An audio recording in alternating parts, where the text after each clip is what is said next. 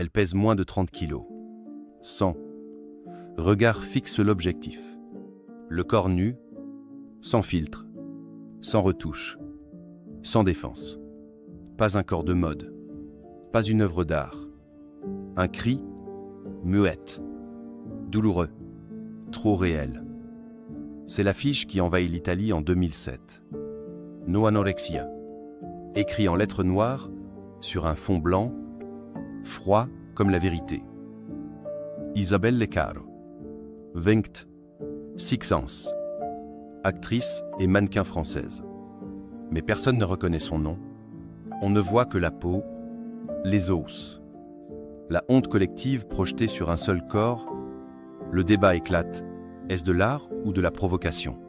De la prévention ou de l'indécence? Mais la vraie question reste suspendue. Ignorée. Comment une jeune femme en est-elle arrivée là? Ce que personne ne sait ou ne veut savoir, c'est ce que cache cette maigreur vertigineuse. Derrière la peau collée aux côtes, il y a une enfance sous verre, une jeunesse enfermée dans la peur et une vie façonnée par une obsession, restée pure. Pas selon ses propres mots, mais selon ceux d'une mère aimante à sa façon, ou peut être destructrice sans le vouloir. Pendant des années, Isabelle vit cachée, cachée du monde, cachée du regard des autres, cachée derrière des rideaux tirés, des repas surveillés, des mots interdits. Et quand enfin elle sort de l'ombre pour témoigner, ce n'est pas la compassion qu'elle reçoit, mais le choc, le riette, et parfois même le ridicule. Elle dit la vérité, mais elle parle trop tard. Elle avertit, mais personne n'écoute vraiment. Et quand elle disparaît en 2010, à l'âge de 28 ans, c'est presque dans l'indifférence. Aujourd'hui encore, son histoire reste floue, dérangeante, presque tabouée. Mais il est temps d'écouter. Il est temps de regarder plus loin que l'affiche. Parce que la vérité derrière cette image est bien plus sombre. Isabelle naît à Marseille, en septembre 1980. Dès les premiers jours, sa vie se joue à huis clos. Ses parents montent à Paris, puis s'installent à la campagne, dans une maison modeste, mais bien tenue. De l'extérieur, tout semble calme, presque parfait. Mais à l'intérieur, l'air est lourd. Il manque quelque chose, ou plutôt, il manque quelqu'un. Le père est là, physiquement, mais effacé, souvent absent. C'est la mère qui règne. Organise, contrôle. Une ancienne institutrice, cultivée, méticuleuse. Elle aime sa fille, sans doute, mais d'un amour exigeant, absolu, presque maladif. Isabelle n'est pas une enfant. Elle est un projet. Et ce projet doit rester pur, intact, parfait. Pas de soleil sur la peau, il abîme. Pas d'école avant-tard, les autres enfants sont sales. Pas de sucreries, pas de bêtises, pas de cris, et surtout, pas de croissance. Grandir, c'est vieillir. Vieillir, c'est perdre la pureté. Alors la mère surveille chaque centimètre, chaque gramme. Elle dit à Isabelle qu'elle est fragile, que le monde est dangereux, qu'il faut rester petite. Et Isabelle la croit, car c'est la seule voix qu'elle connaît. Pendant des années, elle ne voit presque personne. Elle vit entre quatre murs, dans une maison propre mais froide, avec une mère qui lui dit quoi penser, quoi ressentir, quoi devenir. Isabelle n'a pas d'amis, pas de souvenirs d'enfance faits de rire ou de jeux. Elle lit beaucoup. Elle écrit en cachette, et parfois, le soir, elle parle toute seule dans sa chambre, en imaginant une scène, un rôle, une vie différente. Sankor, Loï, commence à se révolter, mais Isabelle l'étouffe. Elle apprend à avoir faim sans se plaindre. Elle apprend à rétrécir pour ne pas décevoir. Elle ne mange presque rien. Et quand elle le fait, la culpabilité est plus lourde que le pain. À 13 ans, on lui diagnostique une anorexie mentale sévère, mais le mal est déjà installé bien plus loin que dans l'estomac. Il est dans la peur d'exister, dans le besoin de disparaître pour plaire, dans l'impossibilité de dire non à celle qu'il aime à sa manière. Malgré tout, un jour, Isabelle décide de partir. Elle veut jouer, faire du théâtre, dire des mots qui ne sont pas les siens. Elle monte à Paris. Elle s'inscrit à des cours. Elle découvre un monde nouveau, bruyant, dur, mais libre. Pour la première fois, elle peut choisir une robe, se maquiller, rire à haute voix. Mais à l'intérieur, le combat ne fait que commencer, car on n'échappe pas si facilement aux fantômes de l'enfance, surtout quand on ne les a jamais nommés. À Paris, Isabelle Carrot ne connaît personne, mais elle a un rêve. Monter sur scène, pas pour être regardée, pour exister autrement. Elle s'inscrit au cours Simon, une école de théâtre réputée. Elle y entre comme une ombre, timide, presque effacée. Mais très vite, les professeurs remarquent quelque chose, une intensité, une fragilité vraie, quelque chose que personne ne peut jouer, parce que ça vient de trop loin. Son corps parle, malgré elle. Son, regard, reste. Elle apprend les répliques avec acharnement. Elle l'observe, elle écoute, elle les imite. Elle n'a jamais autant voulu être ailleurs que dans sa propre peau. Isabelle commence à décrocher de petits rôles, des courts-métrages, des apparitions dans des séries, rien de grand. Mais c'est un début. Elle joue au théâtre. Elle monte sur les planches. Elle dit les mots des autres avec une sincérité qui désarme. Et parfois, dans les loges, elle entend des gens murmurer. Elle est étrange, mais touchante. Ah! Mais derrière le rideau, la lutte continue. Isabelle ne pèse que 34 kilos. Elle le cache sous des vêtements amples, des sourires polis et une fatigue constante qu'elle attribue à beaucoup de travail. Personne n'ose poser les vraies questions. Et elle répond « Je vais bien. » Ah! En parallèle, elle se lance dans le mannequinat, une agence, intriguée par sa silhouette hors norme, lui propose des shootings.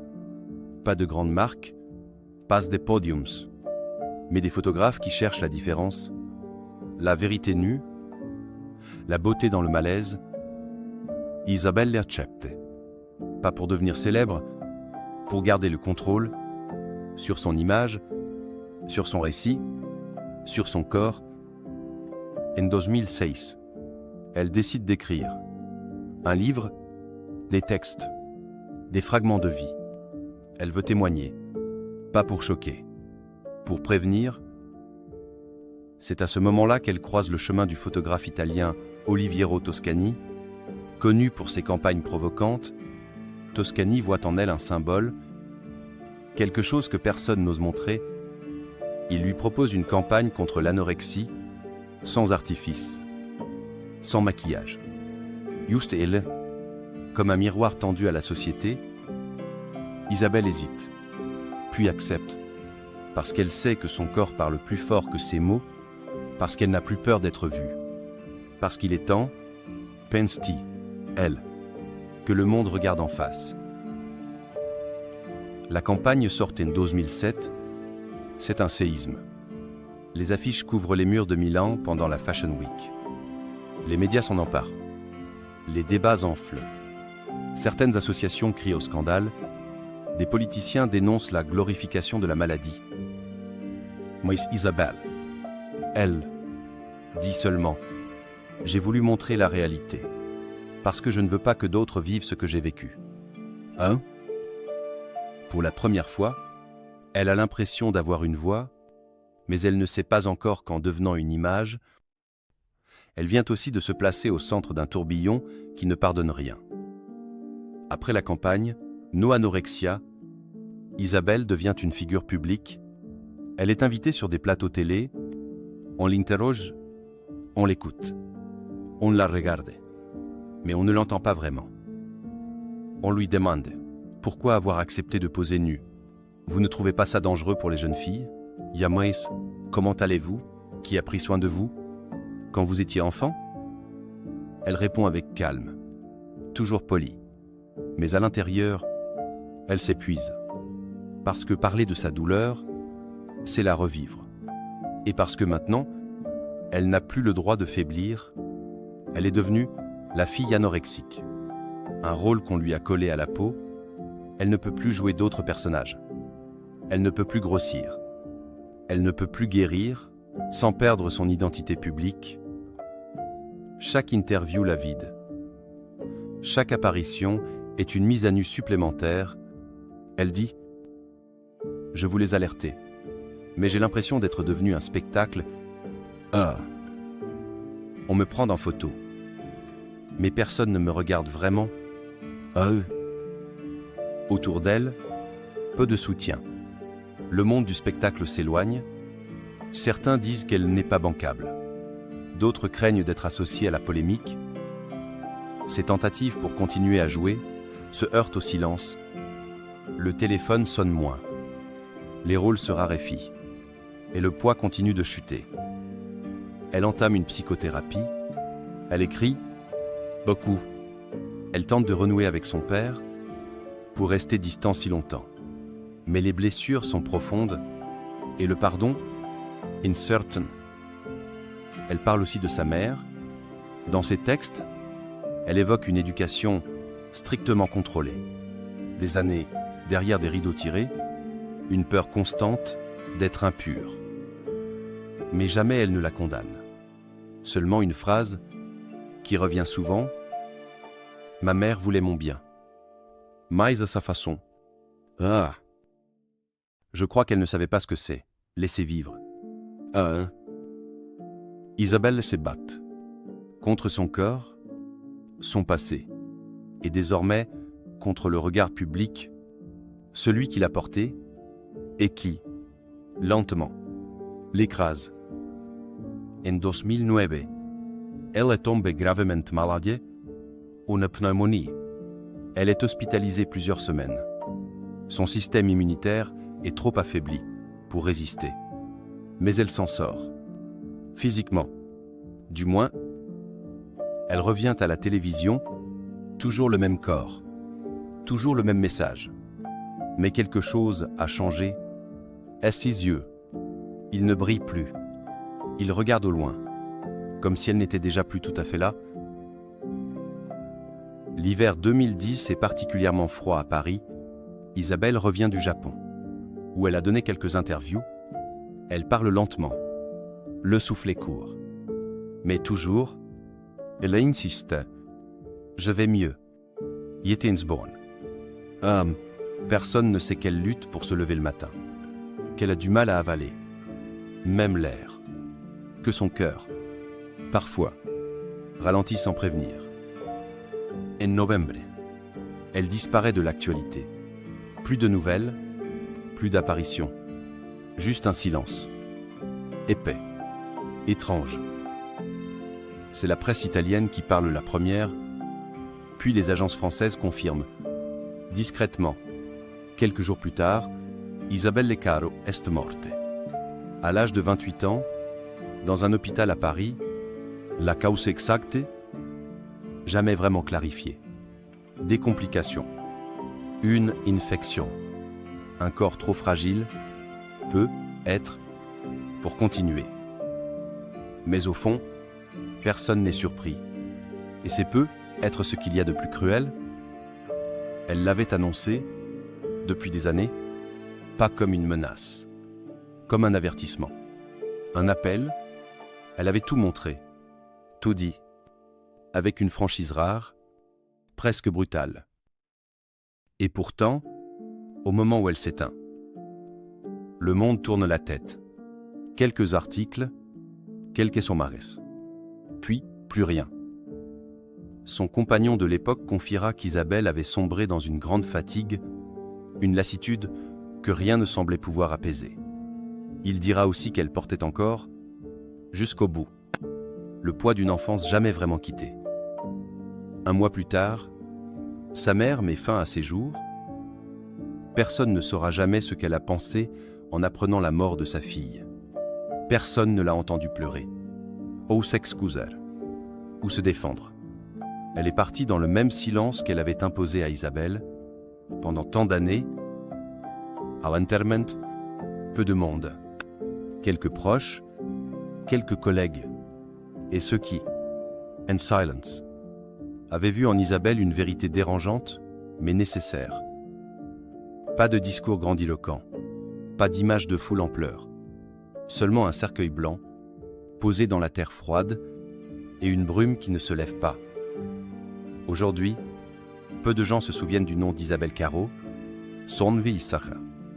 Oui, celui de la fille, mais son histoire, sa voix, sa vérité, elles se sont effacées, comme si elles n'avaient été qu'un symbole, un avertissement graphique, un message choquant sur un mur, rien de plus. Et pourtant, elle a tout donné.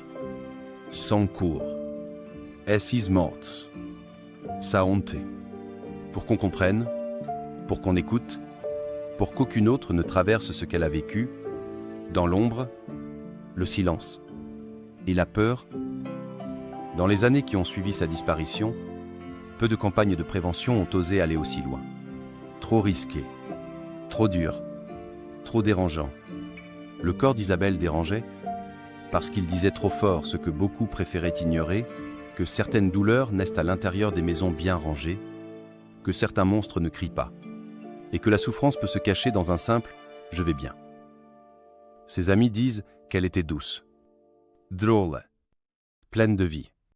Quand on lui en laissait l'espace, son professeur de théâtre, un jour, racontera. Elle avait une lumière étrange, fragile, moisternate. Quand elle entrait en scène, on ne voyait plus qu'elle, pas pour sa maigreur, pour sa vérité. Mais peut-on vraiment aimer quelqu'un qu'on ne regarde qu'à travers un prisme? Peut-on sauver une personne quand on ne voit que sa maladie, quand on ne cherche pas l'histoire derrière l'image? Isabelle Caro n'était pas une campagne, pas un scandale, pas un corps à choquer. Elle était une voix, faible, cassée, mais sincère. Et cette voix a été recouverte par le bruit. Aujourd'hui, elle repose en paix, loin du vacarme. Mais son souvenir reste dans les esprits sensibles, dans les regards qui osent rester fixés, et dans chaque question qu'on se pose, trop tard. Parce qu'au fond, peut être qu'on n'a jamais vraiment voulu la comprendre,